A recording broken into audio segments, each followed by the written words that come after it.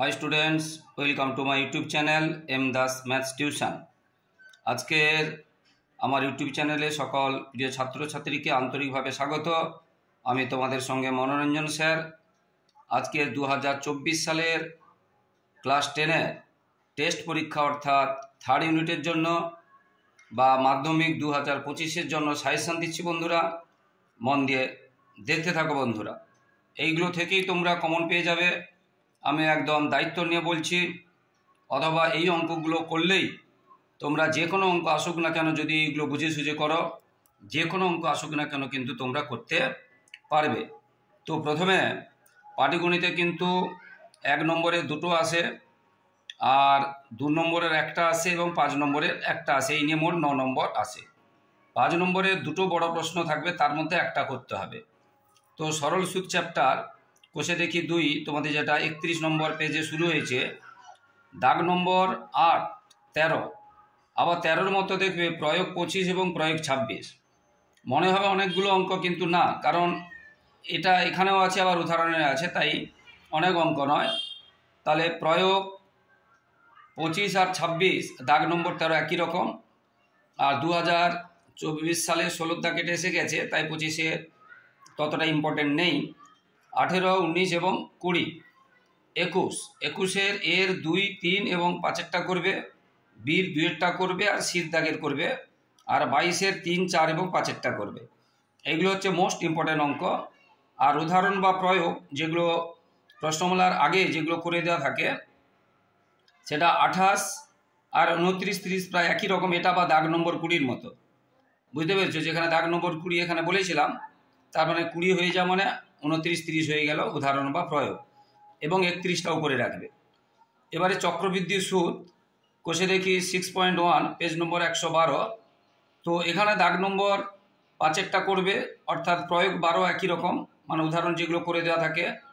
আর 6, 7, 15, 16 করবে, আবার 16, 17 একই রকম অঙ্কের, উদাহরণ নয়, এটা অঙ্কের মানে দাগ নম্বরের।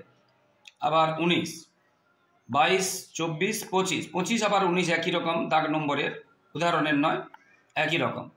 উদাহরণ থেকে বা প্রয়োগ থেকে মানে যেগুলো করে দেওয়া থাকে, 8-এরটা করবে এবং 9-এরটা করবে, দাগ নম্বর আবার 19। এটা 2024 সালে এসে গেছে, এটা না করলেও চলবে, 2024 সালে এসে গেছে উদাহরণ। এবারে দেখো 18, দাগ নম্বর 17 বা উদাহরণ 19 প্রায় একই রকম। 18, দাগ নম্বর 17 বা প্রয়োগ 19 একই রকম, এগুলো করবে। তো এবারে সমহার বৃদ্ধি বা হ্রাস, এটা দেখো চক্রবৃদ্ধি সুদ এবং সমহার বৃদ্ধি থেকে সাধারণত অথবা থাকে। কি বলছো, বুঝতে পেরেছো? অর্থাৎ কেউ যদি এই সরল সুদ এবং অংশীদারি কারবার করে, অথবা কেউ যদি চক্রবৃদ্ধি সুদ এবং সমহার বৃদ্ধি করে, তার কিন্তু একটা প্রশ্ন লাগবে। তাহলে তোমাকে করতে হবে হয় সরল সুদ অংশীদারি কারবার, অথবা চক্রবৃদ্ধি সুদ এবং সমহার বৃদ্ধি, কারণ এই দুটো থেকে একটা আসে। আর হয় চক্রবৃদ্ধি সুদ থেকে বা অংশীদার কারবার, সরল সুদ থেকে অথবা অংশীদার কারবার থেকে একটা আসবে। তাহলে যদি চক্রবৃদ্ধি সুদ থেকে আসে, তাহলে সরল সুদ থেকে আসবে অথবা অংশীদার থেকে আসবে, বা সমহার বৃদ্ধি থেকে এলে অংশীদার থেকে আসবে অথবা চক্রবৃদ্ধি সুদ থেকে, সরল সুদ থেকে আসবে, বুঝতে পেরেছো? এমন নয় যে দুটো, এই চক্রবৃদ্ধি সুদ আর সমহার বৃদ্ধি থেকে দুটো প্রশ্ন সাধারণত আসে না। তো সমহার হ্রাস বা বৃদ্ধি যে অঙ্কগুলো আছে, সমহার হ্রাস বা বৃদ্ধি, এটা কোষে দেখি 6.2 117 পেজে আছে, দাগ নম্বর 5, 10, 13 এবং 15, আর 16-র 3-এরটা 4-এরটা করবে, আর 17-র সবগুলো করবে।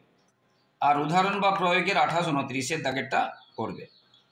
এবার অংশীদার কারবার পার্টনারশিপ, যেটা বিজনেস, কোষে দেখি 14, 201 নম্বর পেজে শুরু হয়েছে, দাগ নম্বর 10, 11, 12, 14, 16, 16-র এর 1 আর 4-এরটা করবে, এবং 16-র বির 1-এরটা করবে, আর 17-র 1, 3 আর 5-এরটা করবে।